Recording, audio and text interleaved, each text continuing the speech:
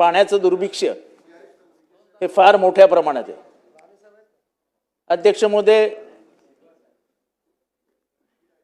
ठाणे शहरातला एकही भाग नाही त्याच्यात मुबलक पाणी आहे। प्रत्येक विभाग दुसऱ्या विभागाकडे संशयाने बघतो।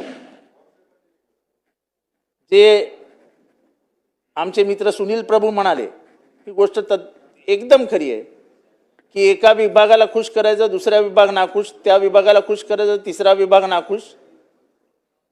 अध्यक्ष महोदय, गेले अनेक वर्ष ठाणे महानगरपालिकेत ज्यांची सत्ता आहे त्यांच्याकडून अपेक्षा होती की ते धरण बांधतील, पण अध्यक्ष महोदय कुठल्याही प्रकारची योजना न आखल्यामुळे आज ठाण्यामध्ये प्रचंड पाणी टंचाई आहे। घोडबंदर रोडला प्रत्येक सोसायटीला 10 ते 12 लाख रुपये दर महिन्याला टँकरचा खर्च येतो।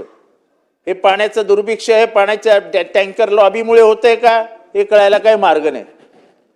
अध्यक्ष महोदय, माझ्या मतदारसंघातील कळवण मुंब्रा या भागामध्ये गेले अनेक वर्ष पाण्याचं दुर्भिक्ष्य आहे। तत्कालीन मुख्यमंत्री माननीय अशोक चव्हाणजी यांनी त्यावेळेस 200 कोटी रुपयाची योजना जाहीर केली, अंमलात आली, पण अशोक चव्हाण मुख्यमंत्री होऊन आता जवळजवळ 15 वर्ष होत आली, ती योजना काय पूर्ण होताना दिसत नाही। अध्यक्ष महोदय, पाण्याच्या टाक्या बांधल्या जात नाहीयेत। अध्यक्ष महोदय, इथे आश्वासन देण्यात आलं की या योजना त्वरित पूर्ण केल्या जातील, पण विधानसभेमध्ये देणाऱ्या आश्वासनांची काही किंमत राहिलेली नाही अशी परिस्थिती निर्माण झालेली आहे। विधानसभेत आश्वासनं द्यायची, ती पूर्ण नाही झाली तरी काही फरक पडत नाही। अध्यक्ष महोदय, प्रत्येक ठिकाणी हीच परिस्थिती आहे ठाण्यामध्ये। अध्यक्ष महोदय, घोडबंदर रोडचा ट्रॅफिक, मुंब्र्याचा ट्रॅफिक, कळव्याचा ट्रॅफिक आणि एकंदर शहरातला ट्रॅफिक याचा विचार केला तर पुढच्या येणाऱ्या काळामध्ये काय वाढून ठेवलंय हेच कळत नाही। नवीन DCPR मध्ये जो काय FSI देण्यात आलेला आहे त्याच्यातनं निर्माण होणाऱ्या बिल्डिंगी, त्याच्यातनं वाढणारी लोकसंख्या आणि अस्तित्वात असलेले रस्ते याचा जर विचार केला तर याच्यावर काहीतरी तोडगा निघेल असं मला तरी या क्षणाला शक्य वाटत नाही। अध्यक्ष महोदय, प्रत्येक शहराची गरज ही सर्व्हिस रोड असते, पण घोडबंदर रोडचे सर्व्हिस रोडच गाळ झालेत, म्हणजे पळवलेत MMRDने। म्हणजे एकीकडे मेट्रो मोनो चालू असताना दुसरीकडे त्याचे जे स्टेशन आहेत त्याचे जे पिलर्स आहेत ते पिलर्सच मुळात त्या सर्व्हिस रोडवर उतरवलेत। त्यामुळे अध्यक्ष महोदय, हायकोर्टामध्ये केस गेली, हायकोर्टाने विचारलं तुम्ही झोपले आहात का? 22 लोक घोडबंदर रोडवरती गेल्या वर्षभरात मरण पावले ट्रॅफिकमुळे।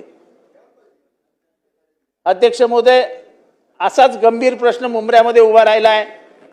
मुंब्र्यामधल्या हॉकर्सचा प्रश्न, सगळे प्रश्न सोडवत आम्ही हॉकर्सच्या प्रश्नाकडे आलो।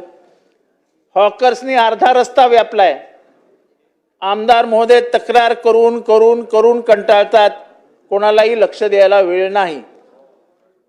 खरं तर हॉकर्स जर व्यवस्थित बसवले तर ट्रॅफिकची समस्या मुंब्र्यामध्ये उरणार नाही, पण महानगरपालिकेच्या अधिकाऱ्यांना वेळच नाही, कारण हप्ते एवढे मोठे आहेत हॉकर्सकडनं की आमच्या अधिकाऱ्यांना हॉकर्सकडे बघायला वेळच नाही। अध्यक्ष महोदय, ब्रिटिशकालीन एक ब्रिज आहे आमच्या इथे, त्या ब्रिटिशकालीन रोडवरनं आमच्या इथे मुंब्र्याचा ट्रॅफिक जातो। अध्यक्ष महोदय, दोन्ही बाजूला हा ब्रिज वाढवावा याला रेल्वेने पण मंजुरी दिलेली आहे, पण महानगरपालिकेकडे खर्च करायला, इतर ठिकाणी खर्च करायला करोडो रुपये, हा ब्रिज बांधायला पैसा नाही। आणि त्यामुळे अध्यक्ष महोदय, मी ते मागणी करतो की माननीय उपमुख्यमंत्री आणि तेव्हाचे मुख्यमंत्री हे ठाण्यातले होते, त्यांनी जर त्या ब्रिजकडे लक्ष दिलं आणि तो ब्रिज बांधून घेतला तर मला वाटतं की ही समस्या सुटू शकेल। अध्यक्ष महोदय, पर्यायी रस्ते देणं ही काळाची गरज आहे।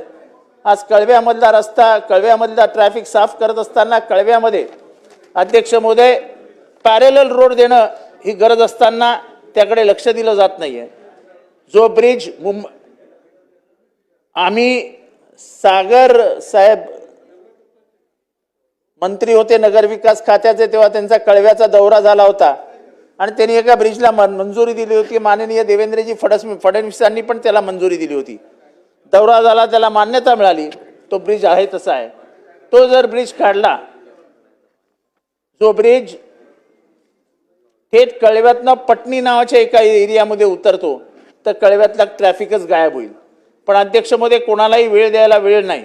बाकी सगळीकडे पैसा खर्च करायला वेळ आहे, पण बाकी मुख्य ज्या गरजा आहेत त्याच्याकडे लक्ष द्यायला वेळ नाही. पाण्याचा प्रश्न कसा सुटणार? इथे बोललं तर मग सत्ताधारी आमदारांना, सत्ताधारी मंत्र्यांना राग येतो. अध्यक्ष महोदय, ठाण्याला भीक मागावे लागते अशी परिस्थिती आहे पाण्यासाठी. कधी आम्ही स्टेमकडे जातो, कधी इरिगेशन कडे जातो, वेगवेगळ्या डिपार्टमेंटसाठी जातो. पण 2002 साली आणलेलं शाही धरण पूर्ण करायला आम्ही नकार दिला राजकीय कारणासाठी. आज आमच्याकडे स्वतःचं धरण नाही आणि शाही धरण बांधायला घेतलं तर आज शाही धरणाची किंमत 2800 कोटी रुपयावरती गेलेली आहे. अध्यक्ष महोदय, जर ह्या समस्यांकडे जर गांभीर्याने लक्ष दिलं नाही तर पुढच्या काळामध्ये पाण्यावरनं मारामाऱ्या होतील, रक्त सांडलं जाईल, अशी परिस्थिती शहरामध्ये निर्माण झाली आहे. आणि ती फक्त गरिबांच्या वस्त्यांमध्ये नाही तर श्रीमंतांच्याही वस्त्यांमध्ये तीच परिस्थिती आहे. अशा पद्धतीचं आज कॉन्ट्रॅक्टरची बिलच मिळत नाहीत. अध्यक्ष महोदय, नगरविकास खात्याचे मंत्री आमचे स्वतःचे असताना आज ठाण्यामध्ये इतकी मोठी समस्या उभी राहिली आहे की पैसे येतात, कामं केली जातात, पण कामाची बिलं कोण देणार?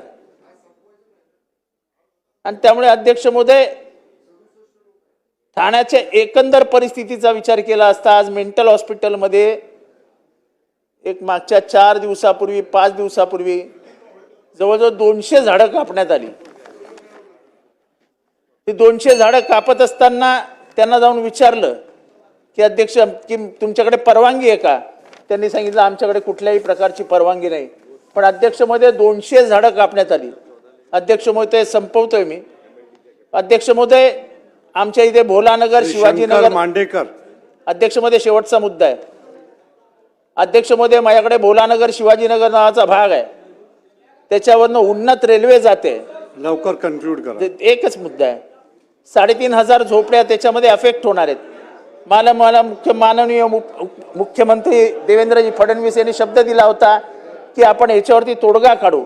अध्यक्ष महोदय, आम्ही सांगतो एवढंच आहे की एवढे मोठ्या जागा, सरकारी जागा तिथे उपलब्ध आहेत की त्या जागीच त्या लोकांचा तिथे त्यांना विस्थापित होऊ देऊ नका, त्यांना तिथे स्थापित करा. अध्यक्ष महोदय, याच्यात सर्वात कळीचा मुद्दा हा आहे की सगळं धुणे भांडी काम करणारी लोक तिथे राहतात आणि त्याच्यामुळे जर त्यांना तिथेच दिलं नाही तर परत एकदा ते झोपड्या नवीन बांधतील आणि त्यांचं परत तेच बाप क्रमांक 432.